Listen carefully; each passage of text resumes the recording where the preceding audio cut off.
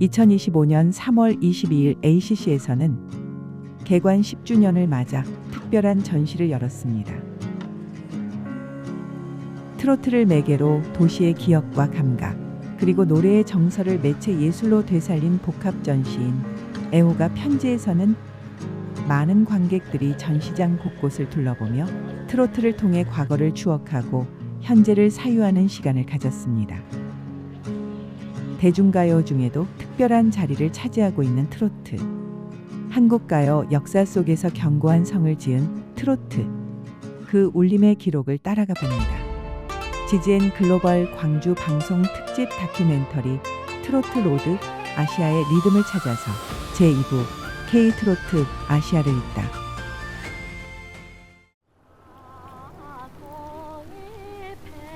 한국 트로트의 메카 중 하나로 불리는 도시, 여기는 목포입니다. 이곳에 발을 들이면 자연스레 떠오르는 노래가 있습니다. 바로 목포의 눈물입니다. 목포 시내가 한눈에 보이는 유달산 그 입구에는 목포의 눈물 노래비가 자리하고 있습니다. 이 밖에도 목포 곳곳에서 가수 이난영의 흔적을 만날 수 있습니다.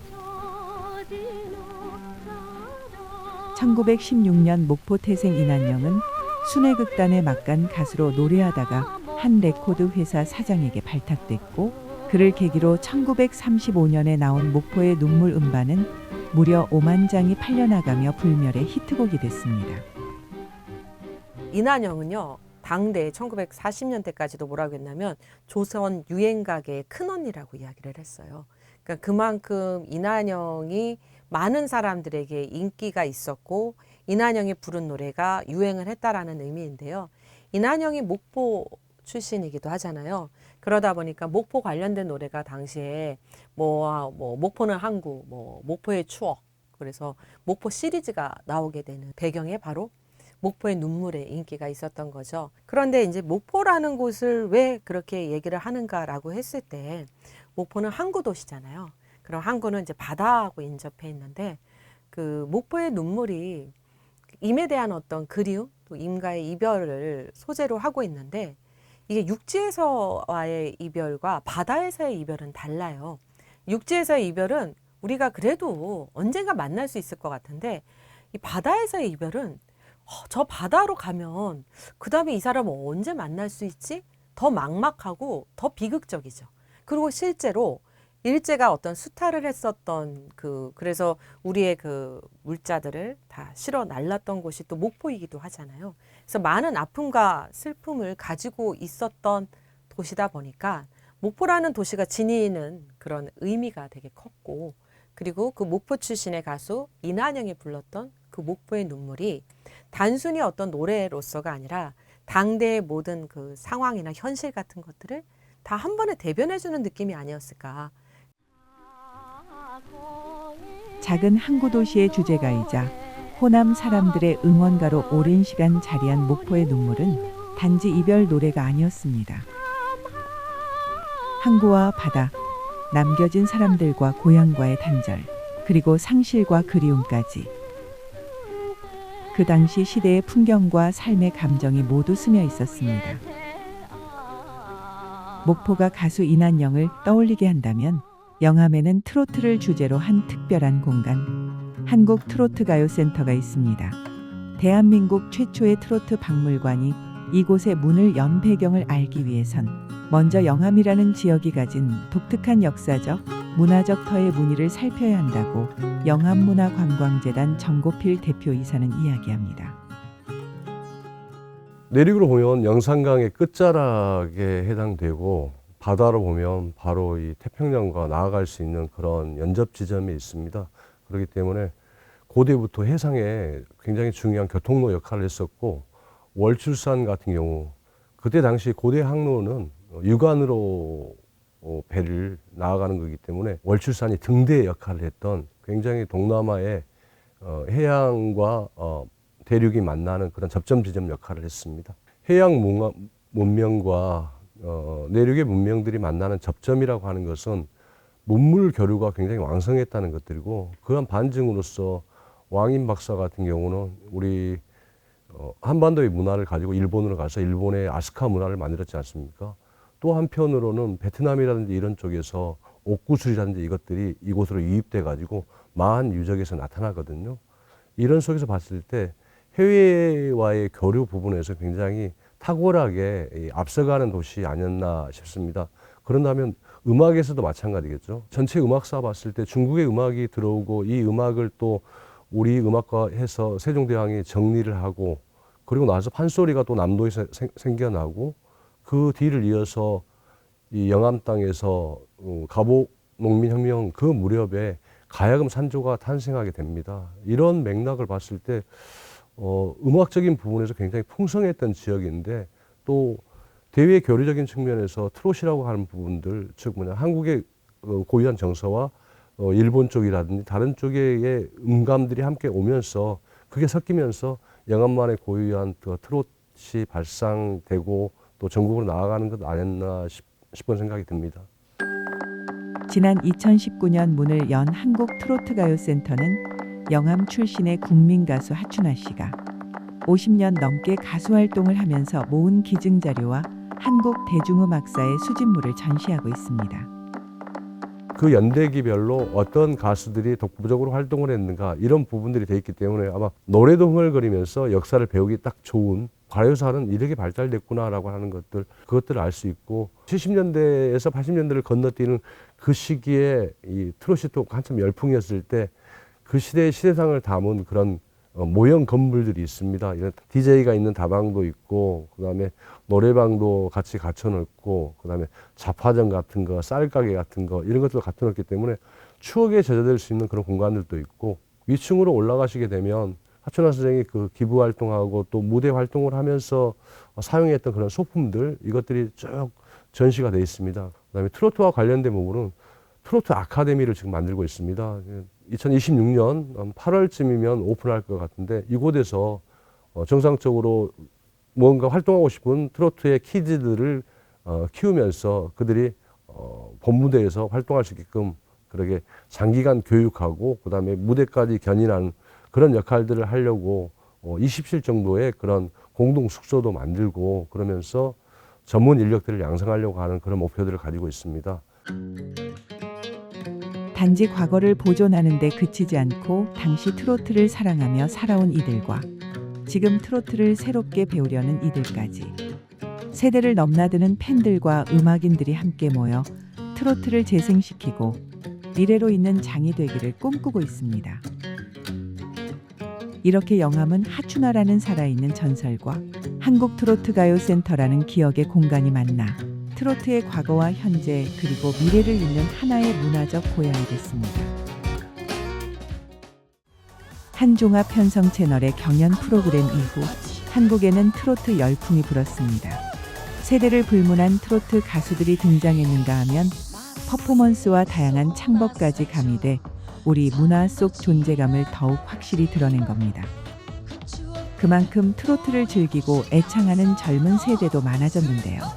사실 트로트의 맥은 단 한 번도 끊긴 적이 없었습니다. 13년, 14년 이 무렵에 원래 이제 흑인 음악에서부터 나와가지고 이제 재즈의 이제 일종인데 아주 선풍적인 인기를 모으고 4박자로 되어 있는데 굉장히 빠른 템포의 그런 곡이 전 세계적으로 유행을 하게 됩니다. 그 영향을 아무래도 다 받았겠죠. 그래서 그거를 그대로 갖다가 쓴 것이 아니고 거기서 이제 이 아시아식으로 일본이나 한국에서 가공을 해가지고 트로트의 뿌리는 1920년부터 30년대까지 일제강점기 한국 음악 시장에서 자라났고 당시 일본을 통해 유입된 일본의 유행가와 서양의 폭스트롯 리듬이 맞닿으면서 싹을 틔웠습니다. 어떻게 보면은 모든 장르가 외래 음악이 우리나라에 들어와 가지고 모방을 하고 혼종을 겪고 그다음에 새롭게 우리 나름대로 토착화의 시기를 겪게 되는데요. 트로트도 마찬가지였습니다. 당시 일본에 유행했던 신식의 대중음악, 당시에 류곡가, 그러니까 유행가라고 했던 음악이 우리나라에 들어와서 우리나라에서 굉장한 인기를 얻으면서 토착화에 성공을 했고 그것이 이후에 한 1960년대 그쯤에 트로트라는 명칭을 부여받게 되면서 오늘날까지 이어지고 있어요. 트로트는 단일한 전통 음악이 아니라 일본의 가요 양식과 서양의 댄스 리듬, 그리고 한국인의 정서를 동시에 품은 혼종적 음악이었습니다.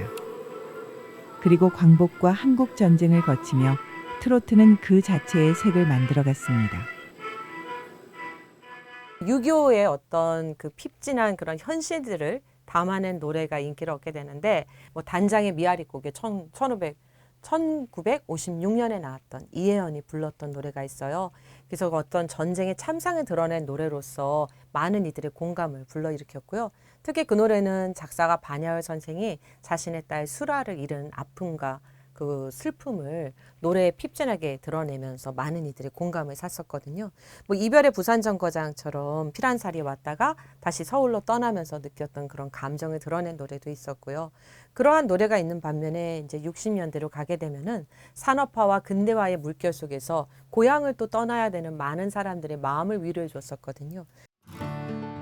오랜 세월을 함께하면서 트로트의 노랫말과 곡조는 위로와 고백이 되었고 그 시대 사람들의 눈물과 희망이 됐습니다.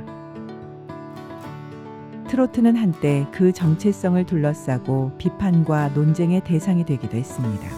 1960년과 70년대에는 일부 트로트 곡이 외색이 짙다, 외세 음악이라는 이유로 방송이 금지되거나 사회적 낙인이 찍히기도 한 겁니다.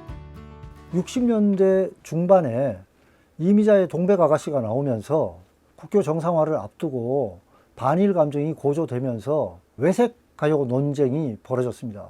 동백아가씨가 외색 가요다라고 하는 레텔이 붙게 되면서 방송 금지 처분이 되고, 그러다 보니까 이 지금 우리가 이야기하는 트로트 가요들이 상당히 이제 그 데미지를 입게 되죠.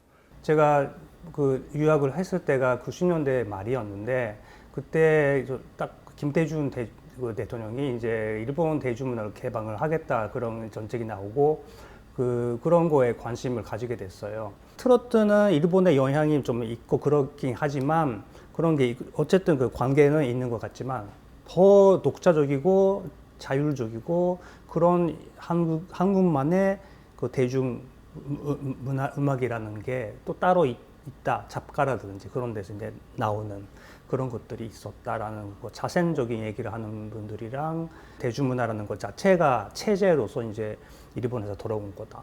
그래서 그거는 일본 식민주의 그 정책과 관련된 그런 것이고 그거 이식이다. 그렇게 얘기하는 분들이랑 해가지고 산업화와 근대화라는 그런 상황 속에서 그 방송계 쪽에는 거의 지식인층, 특히 클래식을 향유하는 그런 분들이 또 포진해 있었어요. 근데 그런 분들이 보기에 이 트로트는 일제 강점기에 나와서 뭔가 외색을 띠고 있는 노래라고 판단을 하셨던 것 같아요. 그런 외색 논란이 있기 전까지 이 동백아가씨는요, 당시 신문에서 민요조의 노래가 부활했다, 뭐 이렇게 이야기할 정도로 한국적인 어떤 정서를 담아낸 노래로 치부됐었는데, 근대화의 시기에 등장해 대중의 일상에 자리한 노래 트로트. 한국과 일본의 대중음악을 비교문화론적 관점에서 연구하고 있는 박진수 교수는 일본의 엔카와 한국의 트로트가 한 배에서 나와 각자의 모습으로 성장한 쌍둥이와 같다고 표현합니다. 인정하지 않을 수가 없는 것이 일본 제국의 범위 안에서 같은 시장을 놓고 같이 유통되고 제작되면서 같이 제작한 주체도 비슷한 사람들이었고 서로 곡을 주고받고 뺏기고 이렇게 하면서 해온 거고, 그걸 류고가라고 불렀습니다. 일본말로 하면 류고가고 한국어로 하면 유행가입니다. 그걸 이제 해방 이후에 서로 다른 국가적 정체성, 문화적 정체성을 일본도 그렇고 한국도 그렇고 찾아가면서 엔카라고 하는 명칭이 필요했고, 아까 말씀드렸듯이 트로트라고 하는 명칭도 필요했고, 그렇게 온 거죠. 그렇게 오면서도 그래도 또 이 세계 대중문화의 영향권 내에서 그 영향을 받아오면서 지금까지 오다 보니까 비슷한 궤적을 그리면서 온 거고, 그래서 참 닮은 점이 많다. 적어도 쌍둥이다. 그런 얘기입니다. 많은 사람들이 이런 걸 설명할 때 기원은 뭐냐 그런 기원 논쟁을 하게 되면 하나를 선택을 하려고 하잖아요. 근데 저는 사실 그 다원적으로 기원이라는 게 딱 한 가지가 아니라 복수인 것 같아요. 복수의 요소가 이제 섞이면서 그 중에 하나는 일본의 식민지 하에 그런 게 있었고, 그 일식적인 부분도 있었지만 한국의 한토적이고 토착적인 부분도 있고, 그리고 서양의 그런 영향이 큰 영향이라든지 미국의 영향이라든지 그런 게 있고, 가장 밑바닥에는 그 토착적인 게 있는 거죠. 그 뿌리에 대한 논쟁은 제법 오랫동안 다소 소모적으로 진행됐지만 우리의 정서 속에서 토착화한 트로트는 결코 지워지거나 잊히지 않았습니다. 오히려 변화를 거듭하며 그 흐름을 이어왔습니다.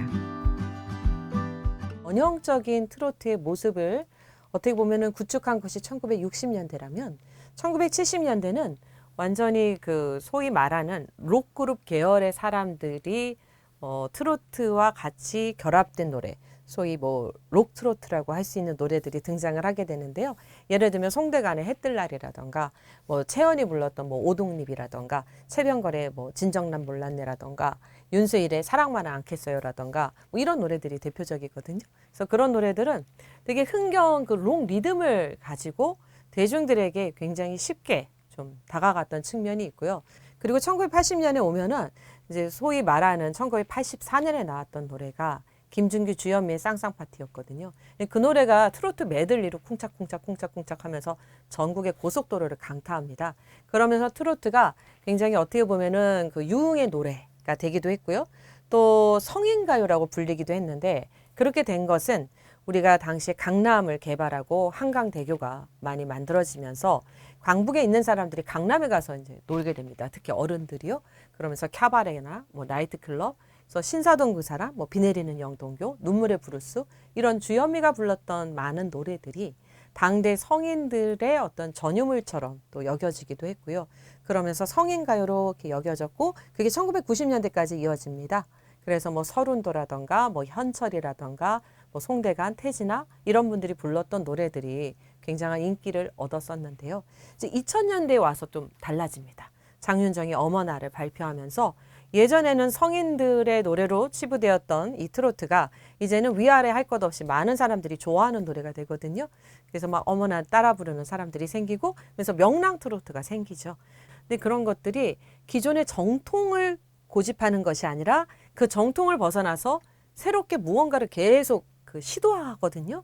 그리고 젊은 사람들하고도 계속 소통하려고 하고, 그러다 보니까 트로트를 좀 더 젊어지게 하는데 그 일조하신 분이 바로 김연자다라고 생각을 합니다. 네. 국내뿐 아니라 해외에서도 큰 인기를 얻고 있는 가수 김연자 씨는 2013년에 발표한 노래인 아모르 파티의 역주행을 보며 트로트가 결코 오래된 노래나 중년들만의 노래가 아닌 것을 몸소 깨달았다고 말합니다. 데뷔는 1974년 16살 때 TBC TV라고 있었거든요. 지금은 이제 그때 당시 동양 트랩인데, 거기서 우승해가지고 가요 신스타라는 오디션 프로그램에서 우승해가지고 데뷔했습니다. 그러니까 제 생각에는 1974년 10월 3일 올해로서 51년 동안 노래하고 있습니다. 오늘보다 더 나은 내일이면 돼. 인생은 지금이야.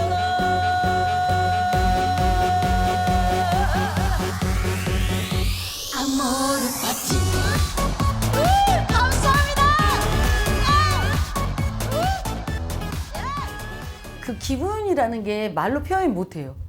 믿어지지가 않아요. 세상에 이런 일이 있을 수 있을까?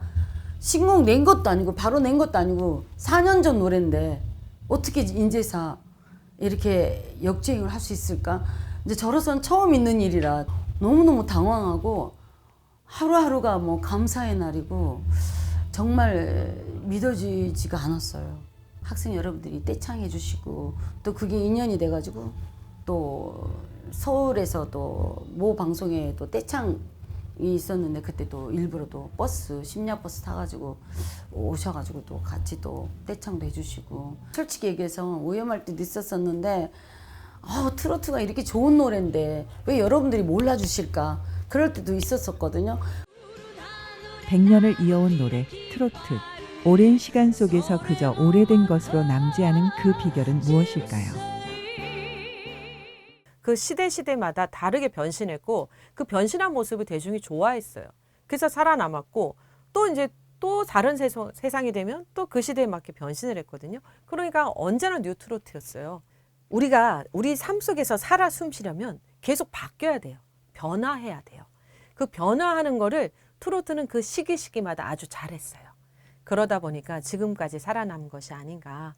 그리고 모든 것들을 수용하고 흡수해서 자신의 것으로 만든 게 바로 트로트의 그 생명력이자 그리고 100년 동안 이렇게 살아남고 또 사랑받는 비결이다. 이런 생명력은 젊고 더 어린 세대를 트로트로 포용하기도 합니다. 안녕하세요. 저는 감성 거인 황민우입니다. 반갑습니다. 사실 저희 아버지가 되게 트로트를 되게 좋아하시거든요. 그래서 맨날 아침마다 계속 트로트 TV에 이제 트로트 방송을 맨날 보시는데 이제 저도 이제 트로트를 맨날 듣다 보니까 이제 어느새 익숙해진 거예요. 그리고 트로트가 중독성이 있어서 또 7살 때부터 지금까지 트로트를 할 수 있게 되었던 것 같습니다. 저에겐 트로트란 행복인 것 같아요. 왜냐면 트로트를 부를 때마다 항상 행복하고 즐겁고 또 저를 응원해 주시는 부모님이랑 우리 호우주의보 팬 여러분들도 있으니까 정말 저에게는 트로트가 행복인 것 같습니다.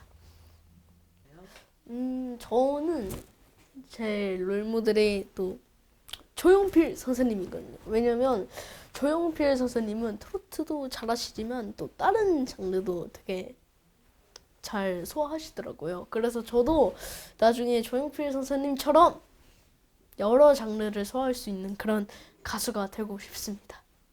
갈 테면 가라지 세월이야 가라지 세월이야 갈 테면 혼자 멀리 가라지. 시간이 흐르고 음악 시장이 변해도 트로트는 끊임없이 변화하고 재해석됐습니다. 과거의 향수를 간직하던 중장년층 팬은 물론이고 이제는 젊은 세대까지 트로트를 다시 듣고 부르는 시대가 왔습니다. 고맙게도 세대 통합이 아닌가 생각해요. 저희들 위로 이미자 선생님도 계시고 저희들도 있고 또 제 밑에 또 후배들도 있고 또 그 밑에 후배들도 있고 덕분에 트로트 오디션 프로그램이 생긴 뒤로는 굉장히 많은 분들이 사랑해 주시는 세대 통합 노래가 트로트가 아닌가. 기쁠 때도 트로트, 슬플 때도 트로트, 그리고 막 이제 흉내고 싶을 때도 트로트. 제가 트로트의 미래가 있다라고 보는 이유 중에 하나가 그 노래를 부르는 어린 친구들이 있는지 없는지로 판단을 할 수 있는데 제가 아까 트로트가 그래도 계속 갈 것 같다라고 말했던 것 중에 하나가 바로 그런 거예요. 젊은 친구들이 계속 트로트를 부른다라는 거죠. 경연 프로그램과 방송, 팬덤 문화 속에서 트로트는 과거의 음악이 아니라 현재를 살아가는 사람들이 공유하는 노래가 됐습니다. 게다가 근대 초창기의 트로트가 그랬듯 음악은 문화적 장벽을 넘어 아시아를 하나의 감성으로 엮어왔습니다. 베트남 친구들이 젊은 친구들이 K-팝만 좋아할 줄 알았는데 의외로 한국 트로트 장윤정이 같은 노래 사랑의 배터리 같은 거 등 우리가 상상도 못하는 노래를 잘 부릅니다. 제가 3년 전에 트로트 대회를 세계 최초로 외국인 대상을 했는데 깜짝 놀랐어요. 한국 사람보다 더 노래를 더 잘 불렀습니다. 그 정도로 베트남 사람들이 우리가 모르는 그 속에 우리 한국의 문화가 빠져 있습니다. 트로트가 100년 동안 사랑받아온 이유는 그 안에 누구나 공감하는 삶의 희로애락이 담겨 있기 때문일 겁니다. 우리가 만들고 세계가 함께 부르는 노래. K-트로트는 지금도 그리고 앞으로도 계속 쓰여가는 또 다른 한류 이야기입니다. 함께 부르는 노래 트로트. 이제는 국경을 넘어 세계로 울려 퍼집니다.